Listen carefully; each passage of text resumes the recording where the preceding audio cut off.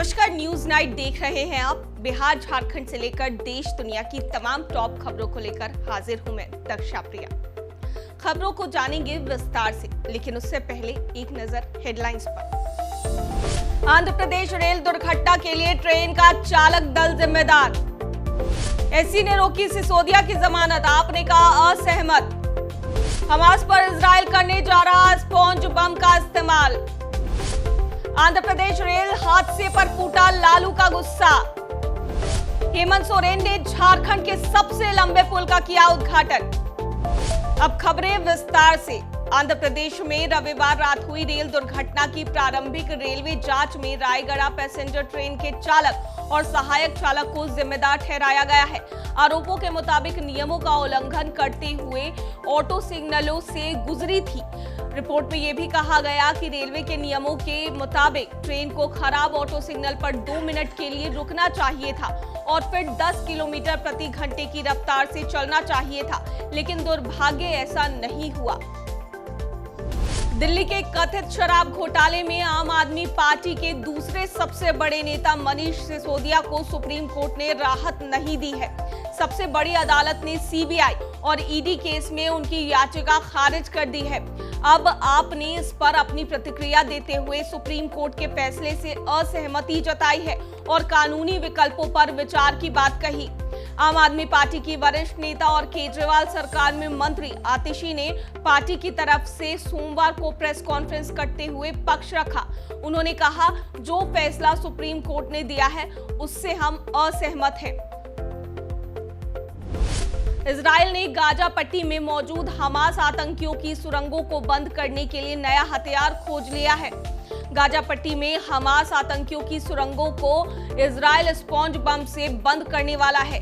ये एक खास बम है जिसके विस्फोट से धमाका नहीं होता, लेकिन ये जहां फटता है वहां ढेर सारा झाग निकलता है जो बाद में पत्थर की तरह सख्त हो जाता है। यानी सुरंगों में इन बमों को फोड़ने से वो बंद हो जाएंगे। बता दें कि हमास आतंकी सुरंगों का फायदा उठाकर भाग निकलते हैं, छिपकर गोरिल्ला वॉर करते हैं। अब खबरें बिहार से। आंध्र प्रदेश के विजयनगर में 2 ट्रेनों की हुई भीषण टक्कर के बाद अब सियासत शुरू हो गई है। इस मामले पर अब पूर्व रेल मंत्री लालू प्रसाद यादव ने मोदी सरकार को घेरा है और निशाना साधते हुए कई तीखे सवाल पूछे हैं। पूर्व रेल मंत्री लालू प्रसाद ने सोशल मीडिया प्लेटफॉर्म एक्स पर एक पोस्ट साझा किया और लिखा कि आंध्र प्रदेश के विजयनगरम में 2 ट्रेनों की हुई भीषण टक्कर हृदय विदायक है। दुर्घटना में मृतकों के परिजनों के प्रति संवेदनाएं व्यक्त करता हूं।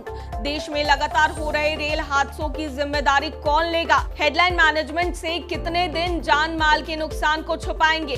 सीएजी रिपोर्ट के अनुसार रेलवे भारी घाटे में है। निजीकरण से इन्होंने सब कुछ तबाह कर दिया है। बिहार शिक्षक बहाली का मामला सुप्रीम कोर्ट पहुंच चुका है। दीपांकर गौरव की ओर से सुप्रीम कोर्ट में याचिका दायर कर बीएड अभ्यर्थियों के रिजल्ट को जारी करने को लेकर याचिका दायर की गई। सुप्रीम कोर्ट ने याचिका को स्वीकार कर लिया है। वहीं सुप्रीम कोर्ट ने इस मामले को लेकर 3 नवंबर को सुनवाई होगी। बाहरी लोगों को नौकरी पर बोले मांझी। फूलपुर के चक्कर में बिहारियों के भविष्य का सौदा कर रहे नीतीश। हाल में ही यूपी के जेडीयू नेताओं ने पटना में मुख्यमंत्री नीतीश कुमार से मुलाकात की थी और आग्रह किया था कि वो फूलपुर से लोकसभा चुनाव लड़े। बैठक के दौरान यूपी में पार्टी संगठन के विस्तार पर भी चर्चा हुई थी, जिसके बाद अब हम संस्थापक जीतन राम मांझी ने इस बैठक पर सवाल उठाते हुए हमला बोला है और कहा है कि इस बैठक से ये साबित हो गया है कि शिक्षक नियुक्ति परिणाम में अन्य राज्यों के लोगों के चयन के बहाने जेडीयू उन राज्यों पर अपना विस्तार करना चाहती है। राज्य के सरकारी स्कूलों के सभी शिक्षकों को उनके स्कूल के नजदीक ही शिक्षा विभाग आवास की सुविधा मुहैया कराएगा। करीब 5 लाख शिक्षकों के लिए जिला से लेकर अनुमंडल, प्रखंड और पंचायत स्तर तक मकान की तलाश भी विभाग ने शुरू कर दी है। इसके अंतर्गत विभाग ने रविवार को विज्ञापन जारी कर मकान मालिकों और रियल एस्टेट कंपनियों से 4 नवंबर तक विभागीय वेबसाइट पर ऑनलाइन प्रस्ताव देने का आग्रह किया है।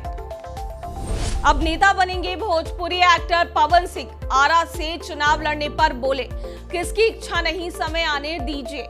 लोकसभा चुनाव 2024 को लेकर सभी दलों ने तैयारी तेज कर दी है। भोजपुरी एक्टर पवन सिंह ने भी चुनाव लड़ने का मन बना लिया है।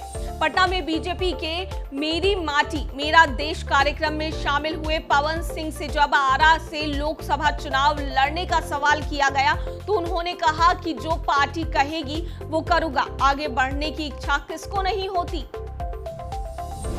पटना में सेंचुरी के करीब प्याज, खीरा, गाजर के भी दिख रहे ताप। दिवाली से पहले बिगड़ा रसोई का बजट। राजधानी पटना में प्याज की कीमतें लगातार बढ़ती जा रही है।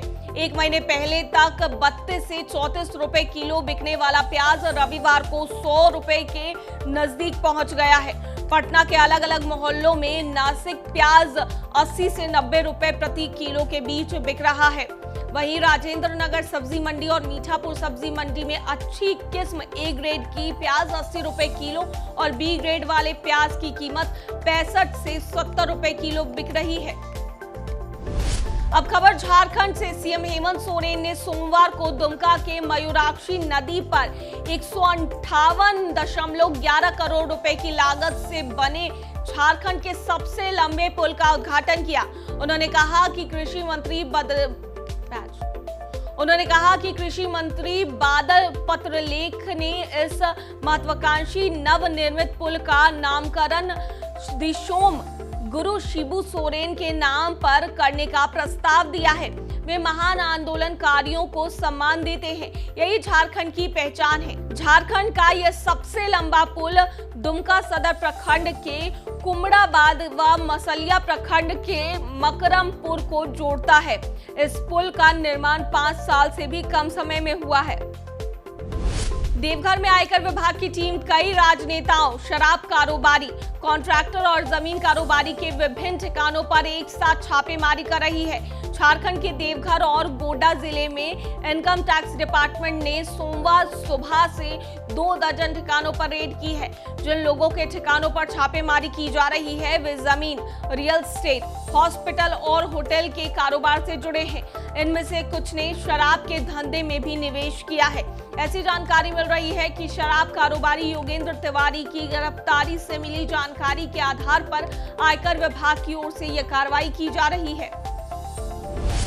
अब खबर खेल जगत की। भारतीय टीम वर्ल्ड कप 2023 में जबरदस्त प्रदर्शन कर रही है, लेकिन टीम इंडिया के star allrounder Hardik Pandya injured होने के चलते टीम से बाहर चल रहे हैं। वह बांग्लादेश के खिलाफ मैच में गेंदबाजी के दौरान चोटिल हो गए थे। हार्दिक के लेटेस्ट अपडेट की बात करें तो वह टीम से मुंबई में जुड़ेंगे, लेकिन उनके श्रीलंका के खिलाफ मैच खेलने पर अभी कोई पुष्टि नहीं की गई है। अब बात मौसम के मिजाज की। बिहार में ठंड की आहट शुरू हो गई है। पटना सहित राज्य के 17 जिलों के न्यूनतम तापमान में आंशिक गिरावट आई है। पारा गिरने से सुबह शाम ठंड का एहसास होने लगा है।